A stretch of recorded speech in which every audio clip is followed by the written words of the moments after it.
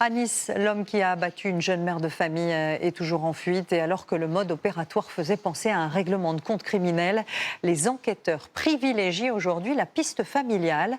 Et c'est l'ex-beau-père du compagnon de la victime qui est aujourd'hui recherché. Julien Garel, Bruno Taïb et Anouchka Flieler sur place. Les visages sont fermés, graves. Tous sont encore sous le choc. Alors qu'une cérémonie d'hommage à Elisabeth a eu lieu aujourd'hui dans la mairie de Nice, on devine à la sortie l'émotion de ses proches. Leur inquiétude aussi, car le meurtrier, un peu plus de 48 heures après les faits, est toujours en fuite. On peut se dire, ouais, dans la rue, on peut le voir, on peut tomber sur lui, il va se passer quoi? Aujourd'hui, on ne sait pas de quoi il est capable, juste où il est parti, autant qu'il n'est pas entre les mains de la justice. Oui, on a la peur. Il faut vraiment qu'on le retrouve au plus vite. L'individu recherché est un homme de 45 ans. Il s'agit de l'ex-beau-père du compagnon de la victime. Vendredi dernier, il était placé en garde à vue pour violence aggravée contre son ex-compagne.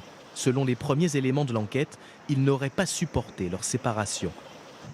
Mais plusieurs questions restent en suspens. Visait-il bien Elisabeth, cette jeune mère de famille de 23 ans, tuée d'une dizaine de balles dans sa voiture, ou s'est-il trompé de cible?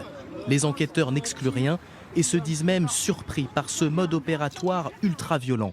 Ils ont d'abord cru à un règlement de compte lié au grand banditisme. C'est un mode opératoire qu'on peut voir peut-être plus aisément sur des faits de narcotrafic avec des armes létales.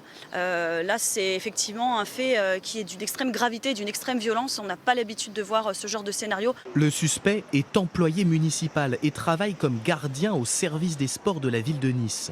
En début de semaine, il était encore chargé d'ouvrir et fermer le gymnase de ce groupe scolaire. Pour les parents d'élèves qui l'ont côtoyé, c'est la stupeur. Très sympathique, je veux dire, très convivial, je veux dire, quand il me disait toujours bonjour.